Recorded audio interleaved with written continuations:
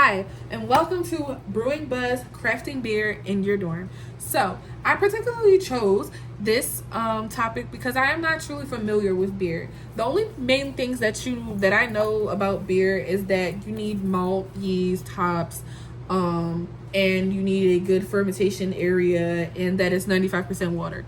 So, I looked up, is it possible, because I am a college student, is it possible to make beer in your dorm? Now, because I have a dry campus, I will not be crafting the beer in my dorm, but I will be creating a video of the beer recipe of how to do honey ginger ale in your dormitory with limited options, without special brewing techniques or so we're going to use unconventional ingredients to make this recipe.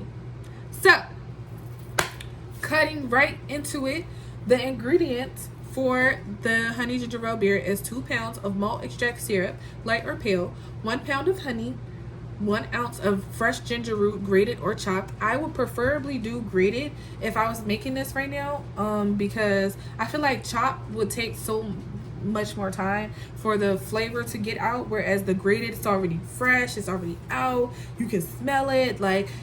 You can easily smell ginger, but when it's grated, it's different from when it's chopped.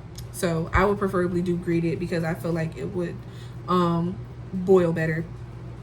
0.5 or 14 grams of Cascade hops or any hops that you have for aroma purposes.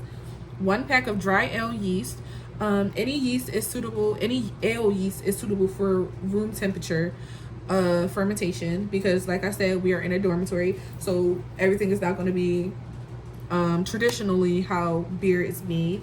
4 cups of water, because beer is 95% water. 1 large pot for brewing purposes. With this, you want to make sure that you have a hot plate or something, because I know a lot of college dorms do not have stoves. Cheney University particularly does not have stoves, so a hot plate will be your best interest. A large pot, a fermentation vessel, and I stress this a lot in this video because this can cause you to get sick. You need a fermentation vessel with a airlock on it. Like one of those mason jars where like when you pop it, it'll go, that kind of thing, because you don't want anything to get in or out, and you don't want anything to contaminate your beer during the fermentation process, because it can grow something that can really make you sick, especially because we're not using the usual type of brewing methods and fermentation methods. So you definitely want to make sure that this whole process is sanitized, that fermentation vessel is sanitized, everything has to be sanitized. We're going to need bottles. They're particularly using beer bottles, but because we don't drink beer, we only got water bottles, so we're working with what we got.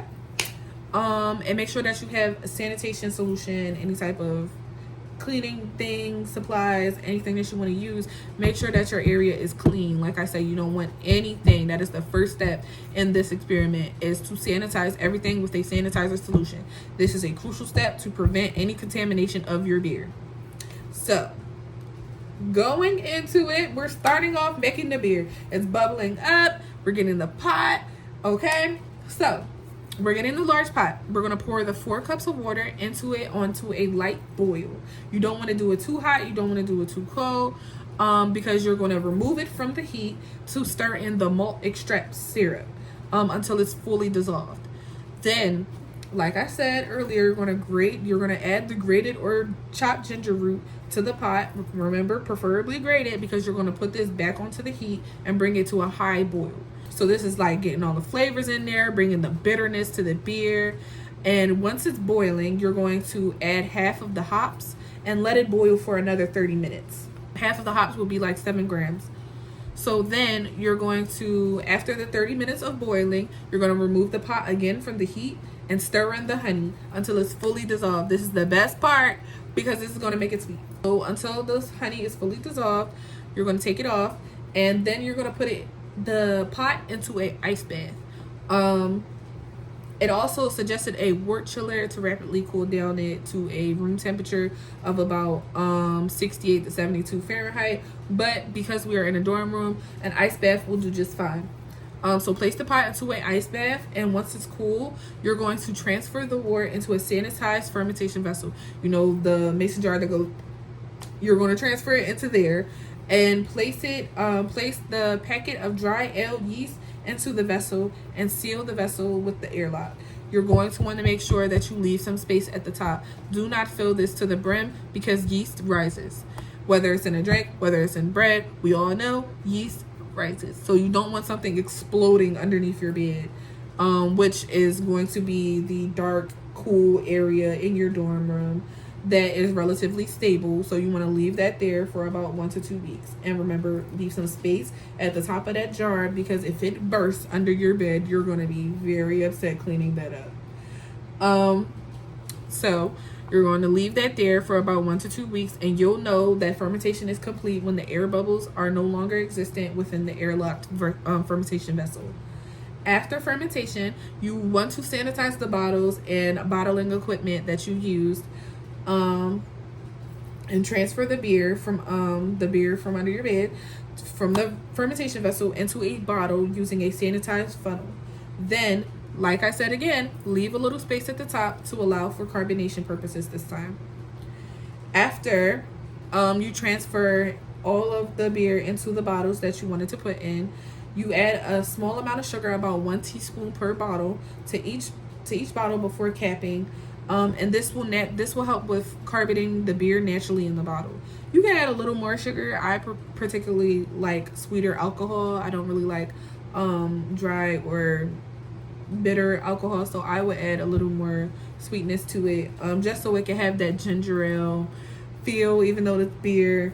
So again, you will then, after capping the bottles, placing everything, sealing it, you will put it back underneath your bed in that dark place, in the cool dark place, for another week, allowing the carbonation to develop and the flavors to mend together. Then you will take the bottles from back under your bed after the week is over, place them in the fridge for about an hour, and then after that hour, you now have homemade honey ginger ale beer underneath your bed, boiled from underneath your bed. And this is a simple way to make unique beer in your dormitory without needing the special equipment or complex brewing techniques that usually beer companies will have. That's why I didn't really want to get into all of the technical things of beer, but it is important to have the malt, the yeast, the hops, all of that goes into it, which I know some people may not be familiar with or know where to get it from, but it is very common within supermarkets and things of that nature. So just make sure that when you are creating this beer and stuff, you are following safety and legal guidelines of alcohol consumption on your campus. And if it is a dry campus, make sure that you are able to do this without getting yourself in trouble. But this concludes Brewing Buzz of how to make beer in your dorm. If you have any questions, please let me know. I will drop this recipe down below. And yeah, I hope you guys enjoy watching. Bye!